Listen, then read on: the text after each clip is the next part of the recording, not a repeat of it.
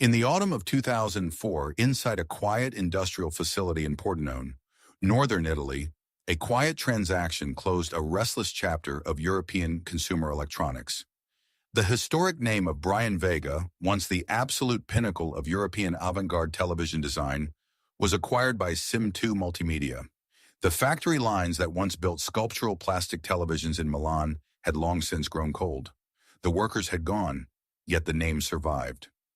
Decades earlier, this was the company that made Europeans look at the television set not as an ugly wooden box to be hidden behind lace curtains, but as a bold geometric centerpiece of the modern home. Founded by Giuseppe Brion in post-vapor Milan, Brionvega achieved something extraordinary. It married the cold science of the cathode ray tube with the fierce, expressive genius of Italian industrial design. Its sets won the prestigious Compasso d'Oro. They entered the permanent collection of the Museum of Modern Art in New York. They were praised, collected, and imitated across the continent. Yet beneath the glossy ABS plastic and the brilliant slanting screens lay a structural vulnerability. Brilliant aesthetics could not indefinitely shield a boutique Italian manufacturer from global price compression, skyrocketing component costs, and the relentless industrial scale of Asian competitors. The television still turned on with a crisp, glowing hum, but the economic system supporting it had quietly dissolved. The real story of Brionvega is not merely how an electronics brand transitioned into a luxury trademark, but how an entire nation attempted to turn mass technology into permanent art, and what happened when the market finally called its bluff. Welcome back to the channel. Today we investigate the rise, transformation, and design afterlife of Brionvega, the Italian television empire that chose to make appliances into sculpture and paid a heavy industrial price for its ambition. To understand how Brionvega changed the Italian living room, we must return to Milan in the immediate aftermath of the Second World War. It was 1945. The country was picking through the rubble of an industrial economy shattered by conflict, yet an electric current of reconstruction was beginning to surge through Lombardy. In a modest workshop, engineer Giuseppe Brion, alongside his wife Onorina Tomasin and associate Leone Pagetta, established a small enterprise named BP Radio. They did not start out building finished consumer electronics. They manufactured the hidden anatomy of the radio age: electronic components, precision transformers, and technical parts for larger manufacturers who lacked domestic supply chains. Giuseppe Brion was an engineer with a sharp eye for quality and a deep respect for industrial precision. He understood that Italy's industrial future depended on mastering the internal elements of electronic communication. By the early 1950s, the company, renamed Vega BP Radio, observed a profound shift in Italian society. The national broadcaster, RAI, was preparing to launch regular public television transmissions. Families were moving from rural provinces into urban apartments in Milan, Turin, and Rome. They wanted modern symbols of prosperity. In 1953, Brion took a decisive leap, acquiring the factory facilities of the Milanese firm Homelight. Vega BP Radio transitioned from making passive components to assembling complete, finished radio and television sets. The early television sets produced in these Milan workshops were solid, reliable, but visually conventional. They followed the prevailing European habit of housing the heavy cathode ray tube inside heavy wooden veneered cabinets designed to mimic high-end living room furniture. The television was treated as a piece of architectural furniture that happened to contain electronics. But Giuseppe Brion possessed an ambition that went beyond standard manufacturing. He recognized that the traditional furniture cabinet approach was fundamentally mismatched with the sleek, modern architecture and minimalist interior design rising across Italy. He understood that to capture the imagination of a rapidly modernizing nation, his company needed a radical departure. He needed a partnership that could fuse engineering with uncompromising industrial design. The foundation was laid for a transformation that would turn standard living rooms across Europe into galleries of modern form. The television had entered the Italian home. The factory had not yet revealed its cost. The turning point arrived in 1962 with the introduction of a machine that permanently altered the relationship between human beings and domestic technology. It was called the Doney, and it was engineered and styled by two brilliant young designers, the Italian architect Marco Zanuso, and the German industrial designer Richard Sapper. The Doney was not merely a new model, it was a technological and aesthetic manifesto. Inside its compact housing sat a marvel of contemporary microengineering. It was the first fully transistorized portable television produced in Europe.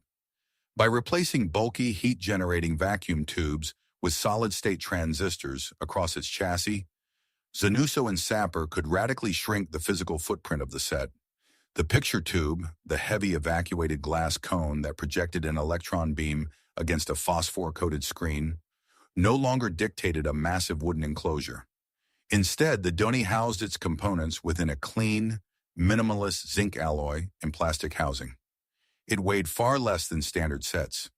It could be picked up by a carrying handle and moved from the study to the bedroom. When consumers walked into Italian appliance shops, the Doney did not hide in the corner. It sat on tables like a precision instrument. It won the prestigious Compasso d'Oro in 1963, signaling to the industrial world that Italian design could conquer electronics just as easily as fashion or architecture. Encouraged by this triumph, Brionvega pushed the boundaries even further in 1964 with the release of the Algol 11-inch portable television, once again styled by Zanuso and Sapper. The Algol was a masterclass in functional metaphor. Recognizing that a small portable television often sat low on a shelf, a table, or even the floor, the designers tilted the entire screen upward at an angle. With its compact cubic form, gleaming metal handle, and expressive ventilation grille, the Algol looked less like a machine and more like a faithful household pet looking up at its owner. It was constructed from bold-colored ABS plastic, fire engine red, snow white, and midnight black, moving away from drab industrial grays. Yet this relentless pursuit of design perfection created a hidden structural vulnerability. While mass-market competitors in Germany, the Netherlands, and later Japan were standardizing internal chassis designs to drive down unit costs, Brionvega was treating every model as a unique sculptural challenge. Specialized casings, custom metal moldings, and boutique production runs required high capital investment. The product solved the problem of domestic ugliness, but it created an unforgiving economic equation. The company was building museum pieces on manufacturing lines that demanded the efficient economics of mass production. The product solved one aesthetic problem and locked the company into an unforgiving economic trap. By the mid-1960s and into the 1970s, Brionvega reached its golden age.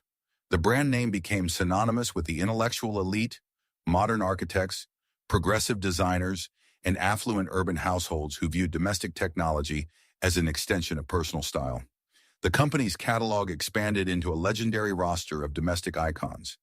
In 1965, the visionary designer brothers Achille and Pier Giacomo Castiglione unveiled the Radiofonografo RR126, an articulating, sculptural stereo system whose speakers could be stacked like abstract blocks or swung outward like mechanical wings. In 1964, the TS502 Radio Cubo packed high-fidelity sound into a vibrant, folding plastic cube that became an instant commercial success. In 1969, Zanuso and Sapper struck again with the black ST201, a monolithic black cube that presented an absolute void of glossy black acrylic when switched off, vanishing its physical presence entirely when the picture tube came to life. Walk into a sophisticated Milanese apartment in 1972, and the television set was no longer an apologetic black box tucked into a dark corner. It was proudly displayed on designer low tables. It was featured in high-fashion magazines and architectural digests. International recognition followed swiftly. The Museum of Modern Art in New York placed the Doney, the Algol, and the Radio Cubo into its permanent design collections. Brionvega was no longer just an Italian electronics manufacturer. It was an international ambassador of Made in Italy cultural authority. Behind this glittering facade of museum exhibitions and design awards, however, lay the unyielding reality of industrial scale. What would be lost if this brand, factory, or television system disappeared? Not merely a company logo, but an entire philosophy of industrial culture that refused to treat the human living room as a dumping ground for clumsy, unconsidered machinery. Brionvega's manufacturing operations in Milan were nimble and precise, but they lacked the colossal financial muscle of multinational electronics giants. While Japanese competitors like Sony were investing heavily in automated assembly lines, mass component integration, and global distribution networks to drive down the cost of color television production, Brionvega remained tethered to high-cost, labor-intensive craftsmanship and expensive tooling for custom plastic injection molding. The company's dealers were specialized boutiques and high-end design stores, not mass-market hypermarkets. This distribution model protected the brand's exclusive cachet, but it strictly capped its sales volume.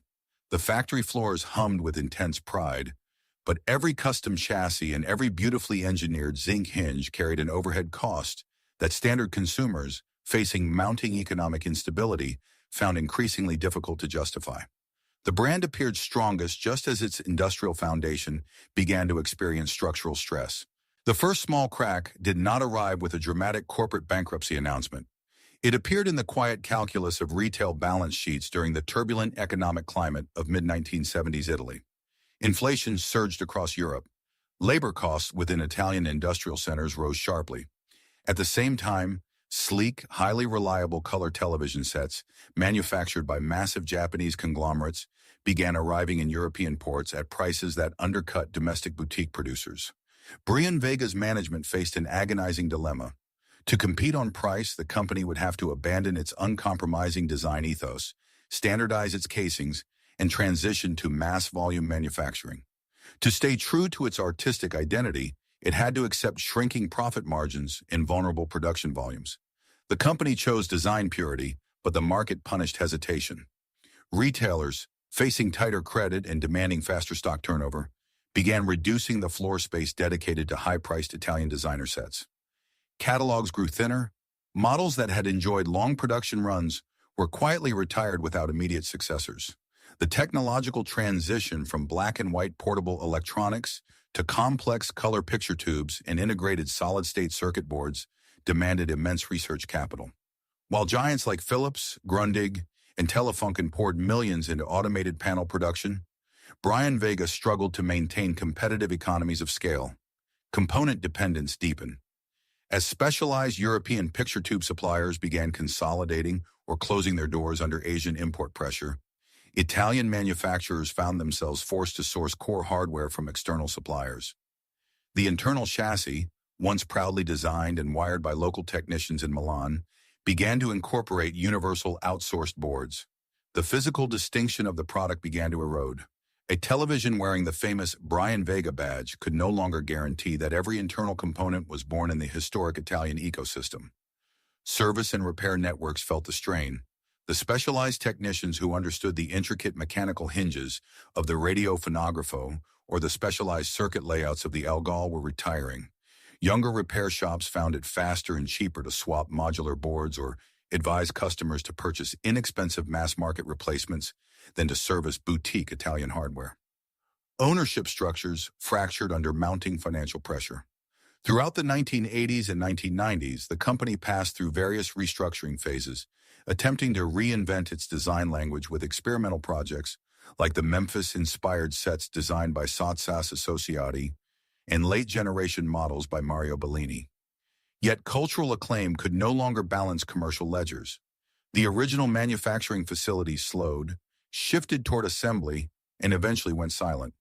The factory closed, the assembly line stopped, the workers dispersed. The brand became a trademark in search of an industrial home. What remains of an industrial empire when the factories go dark and the company changes hands?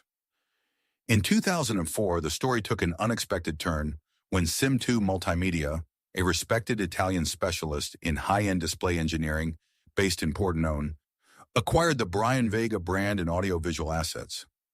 Rather than letting the historic name dissolve into corporate obscurity, Sim2 recognized that the true power of Brionvega lay in its enduring cultural footprint. Today, Brionvega survives not as a mass-market manufacturer of living room screens, but as a luxury heritage brand.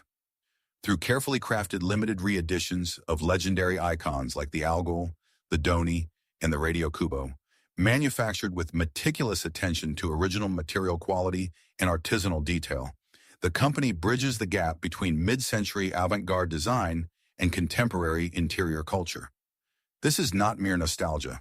It is an enduring testament to material quality, industrial design history, and the stubborn belief that domestic technology does not have to be an eyesore.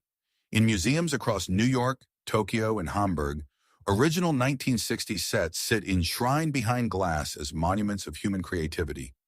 Yet in select design-conscious homes around the world, re-editioned cubes and portable screens still power on, emitting that warm, familiar electronic hum. A heavy zinc handle rests smoothly against a molded plastic chassis. A mechanical dial clicks into place with reassuring weight. A slanting screen looks upward from a wooden desk, waiting for the signal to glow. See you in the next video.